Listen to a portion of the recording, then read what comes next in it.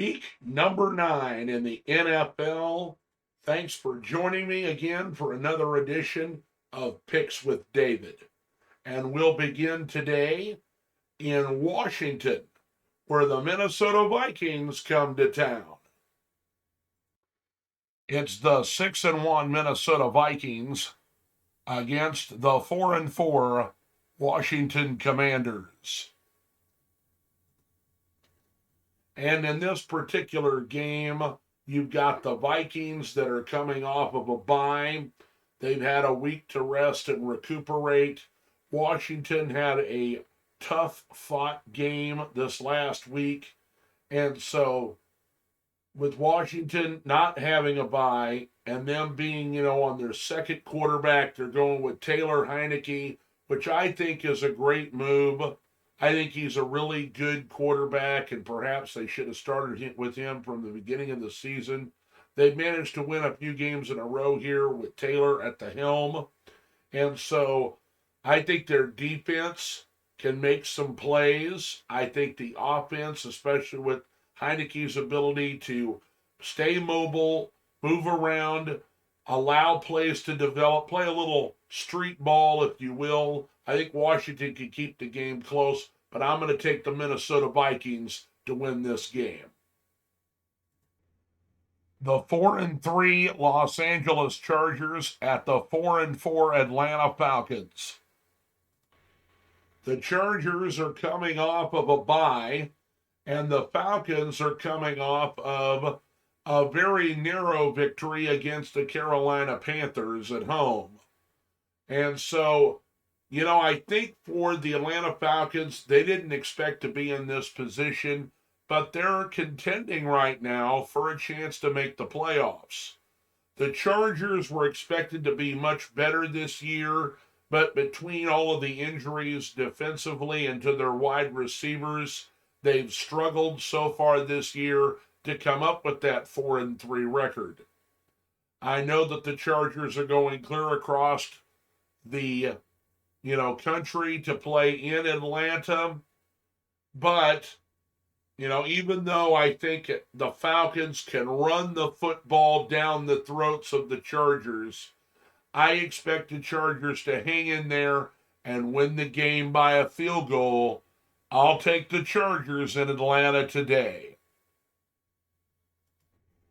Two teams that are surprised to be in this position at this point of the season and are struggling with an effort to make the playoffs right now.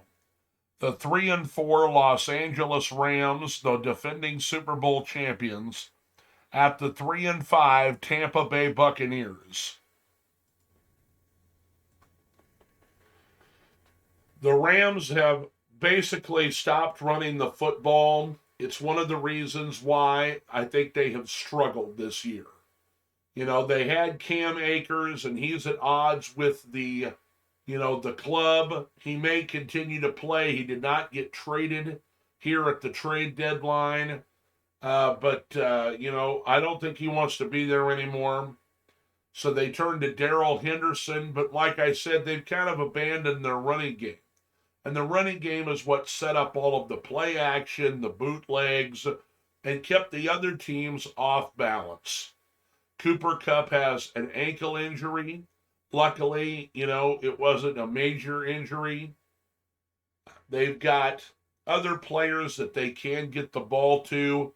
Allen Robinson has been a disappointment thus far this season, being the number 2 wide receiver. When they go to Skoranek, he seems to be wide open from time to time. But Matt Stafford has turned the ball over too much. And in a game here where this is a rematch of the NFC divisional playoff game last year, the Rams got out to a big lead. Tampa came back to tie the game. The Rams won it at the end. I don't think we're going to have the same kind of scenario as we did in the playoffs. Tampa has been wounded. They've lost several games in a row here, and I know that they are looking to get back on track. I think they can do that with their running game if they establish Leonard Fournette and Rachaad White. then that'll help Tom Brady with the play action passing. He has several healthy receivers. Some are not as healthy. It just depends on who is going to play. He's got Julio Jones. He's got Mike Evans. He's got Chris Godwin. He's got Scotty Miller. The tight ends range from Cameron Brate, if he's available, to Kyle Rudolph. So they have the weapons on offense if they just execute the plays.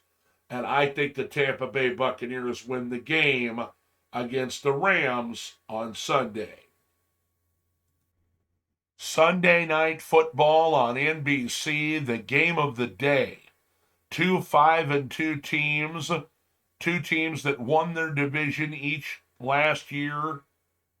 Tennessee was the number 1 seed. Kansas City ended up hosting the AFC Championship game for the 4th consecutive season, and this one's going to be a battle. You know that Tennessee is going to run the football with Derrick Henry. He's got a couple of good backups, Hassan Haskins behind him. This basically comes down to who's going to be playing quarterback for the Tennessee Titans.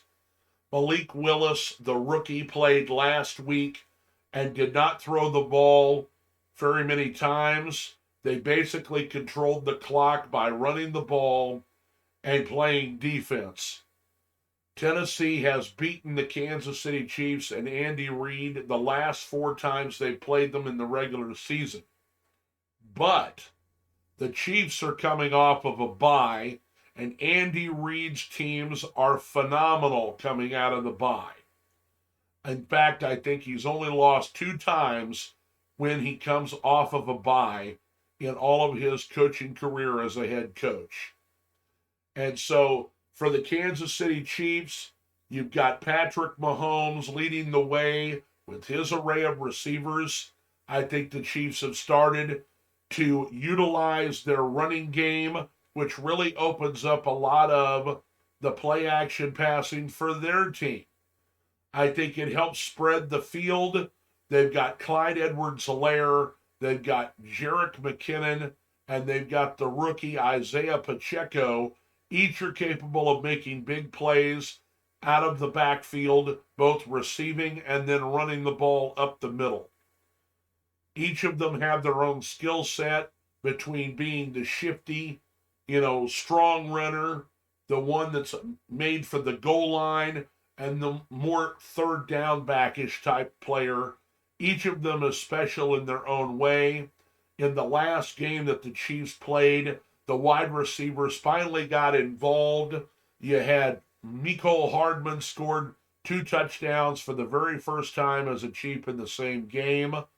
And both Marquez Valdez-Scantling and Juju Smith-Schuster both gained over 100 yards receiving in the game. And so I think the Chiefs are ready to really break out, and I expect them to win on Sunday Night Football. Monday Night Football, you've got the 5-3 Baltimore Ravens at the 3-5 New Orleans Saints.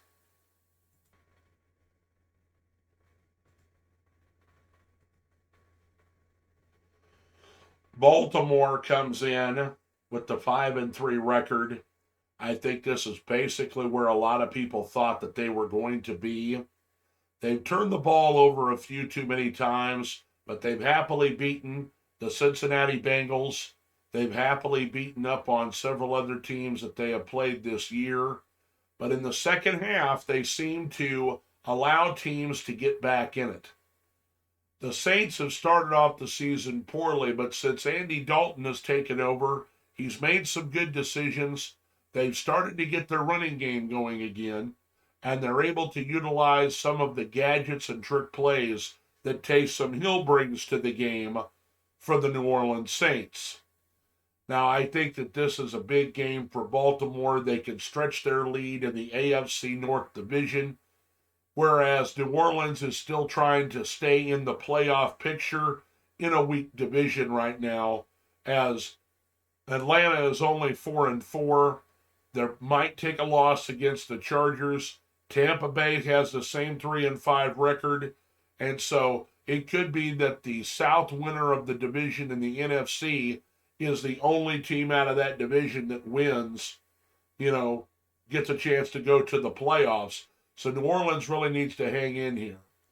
But I think that the Baltimore Ravens can go into New Orleans. I think it'll be a very tight game, and I think there's a chance that the Saints could win. But I'm going to take the Baltimore Ravens and Lamar Jackson to show out on Monday Night Football.